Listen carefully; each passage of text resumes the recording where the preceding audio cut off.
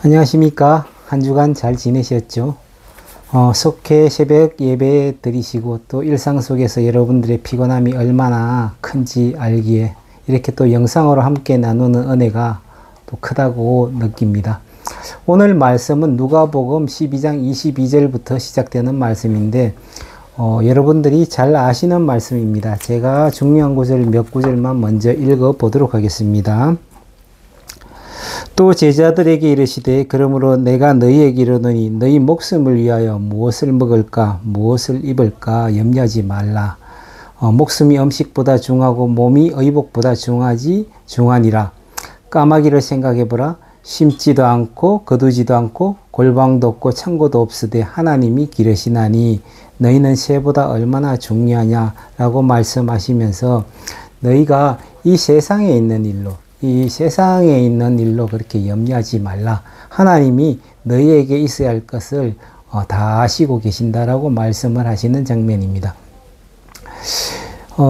우리는 이런 헌금에 관련되는 말씀들이 나오거나 할 때 조금 마음의 불편함을 느낄 수도 있습니다. 그것은 저는 이렇게 생각합니다. 우리 마음속에 신에 대한, 하나님에 대한 어떠한 관계가 아직 적절하게 형성이 되어 있지 않다. 그렇기 때문에 이러한 부분에서 내가 시험이 들고 또 이러한 부분에서 내가 어떤 불편함을 느낄 수가 있다라는 의견을 가지고 있습니다. 가령 그렇게 생각할 수 있습니다. 하나님을 나에게 보여달라. 그럼 내가 믿겠다. 실제 교회를 오래 다니고 있으면서도 하나님에 대한 신뢰가 없을 수가 있죠. 그리고 또 이러한 종교 생활이 그냥 습관화되어 있어서 하나님에 대한 절대적 체험이나 신뢰가 없는 상태에서 그러한 종교 생활을 오래 해온 직분자들이 많이 있을 수가 있습니다. 또 우리 12제자 중에 한 사람이었던 빌립도 그런 말을 했죠. 예수님, 제게 하나님을 보여주시옵소서. 그렇게 하면 믿겠나이다 했을 때 예수께서 빌립을 보고 빌립아, 네가 3년 동안이나 나와 같이 다니면서 어찌 아버지를 보이라 하느냐.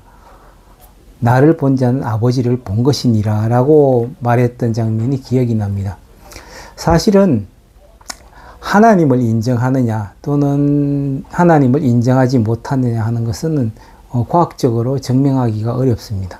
이것은 신념의 체계이기 때문에 내가 신을 인정하느냐 신을 인정하지 못하느냐 하는 것은 우리가 내부적으로 결정해야 될 문제일 수도 있고 또한 그 결정으로 인해서 우리의 전 삶과 우리 영혼에 가야 할 바까지도 결정이 되는 문제일 수도 있다는 것이죠.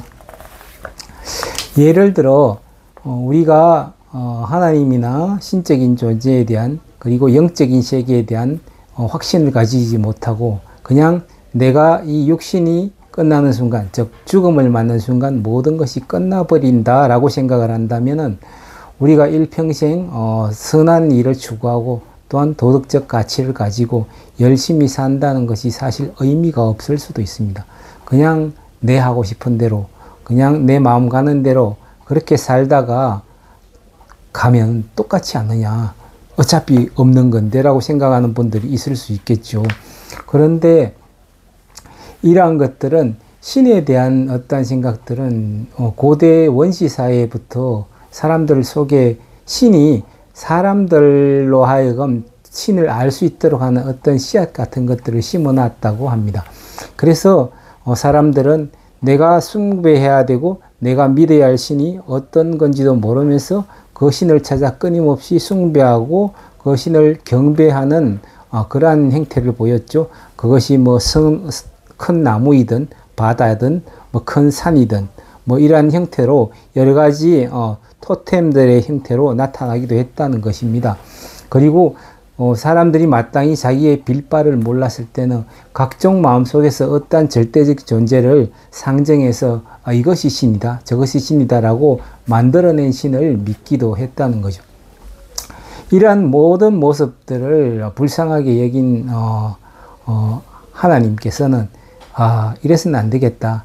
인간에게 나를 보여줘야겠다. 인간에게 나를 알 수 있는 방법을 보여주고 그들로 하여금 내가 있는 이 세계, 너희 영혼을 주고 너희 삶을 계획한 내가 있는 이 하나님의 세계로 너희를 오게 할 수 있는 길을 열어주어야 되겠다 라고 생각하신 게 바로 성경의 말씀이고 또 예수님이 이 땅에 오신 목적이라고도 할 수 있겠습니다.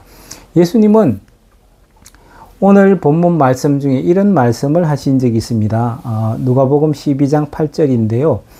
누구든지 사람 앞에서 나를 시인하면 인자도 하나님의 사자들 앞에서 그를 시인할 것이요. 사람 앞에서 나를 부인하는 자는 하나님의 사자들 앞에서 부인을 당하리라.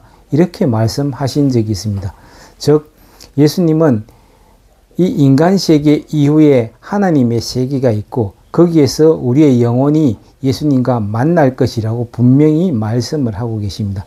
거기에서 너희들이 이 세상 삶을 사는 동안에 예수님의 존재, 하나님의 존재, 그분과의 관계를 적절하게 유지를 하지 못한다면 결국은 너희가 영적인 심판을 받는 그 순간 부인을 당할 것이다 라고 경고의 말씀을 하시는 거죠. 그래서 이러한 신념적 관계가 정립되고 나야 우리가 하늘의 보화를 쌓을 수 있는 거 아니겠습니까? 내가 아무것도 모르고 있는 상태에서 그냥 막연히 그냥 어떤 내가 신앙생활을 하기 위해서 헌금을 낸다는 건 사실 좀 막연하지 않습니까? 그래서 예수님의 이러한 말씀을 기초로 신이 하나님이 우리에게 자기를 나타내 주신 이 행동, 이것을 계시라고 하는데 이러한 계시를 기본적인 바탕으로 해서 우리가 신앙생활을 하고 그분의 말씀을 쫓아서 하나님에게 가는 방법을 알려고 노력하는 것이 바로 신앙생활이라는 것이죠. 그래서 우리는 그분의 세계를 구하기 때문에 이 현생 세계에서의 중요한 가치들보다 하나님 나라와 영적인 세계에서의 가치들도 굉장히 중요하게 여기고 거기에서 대비를 할 필요가 있다. 또 그리고 이 세상 삶에 있어서 가장 중요한 것이 우리가 또 알고 있는 게 돈이라는 존재죠. 이 물질 세계의 대표적인 돈은 하나님과 같은 전능성을 가지고 있어서 사람들이 끊임없이 쫓아가게 되어 있습니다. 예수님도 공생의 생활을 하시는 3년 동안 굉장히 돈에 대해서 많은 말씀을 하시는데 그것을 경계하고 조심해라 라고 말씀을 하신 부분들이 굉장히 많습니다. 이런 말씀이죠. 너희가 하나님과 돈을 겸하여 섬길 수 없느니라 라고 하시는 거. 그리고 부자가 하늘나라에 가기는 낙타가 바늘구멍 통과하기보다 어렵다라고 하는 말씀도 여러분들이 들었죠. 그래서 우리는 내세의 어떤 가치를 위해서 내 영혼이 가야 될 영원한 천국의 어떤 가치를 위해서 이 세상 삶 동안 열심히 말씀을 쫓아서 살아야 되고 그 하나님의 말씀인 계명을 쫓아서 살아야 되고 또 예수의 마음을 우리 속에 품어서 예수의 마음대로 예수의 마음과 같이 이 세상 사람들을 사랑하며 또 하나님을 사랑하며 사는 삶을 살아야 한다는 것입니다. 그래서 하나님을 내가 지극히 사랑하는 관계가 되면 내가 하나님의 세계에 대해서 하나님의 나라의 일에 대해서 어떤 일들을 사랑하는 마음으로 해주고 싶어지기 때문에 그래서 말이 자꾸 꼬인다. 주고 싶어지기 때문에 우리가 헌금도 하고 또 하나님에 따라 여러 가지 헌신과 봉사도 할 수 있게 된다는 것입니다.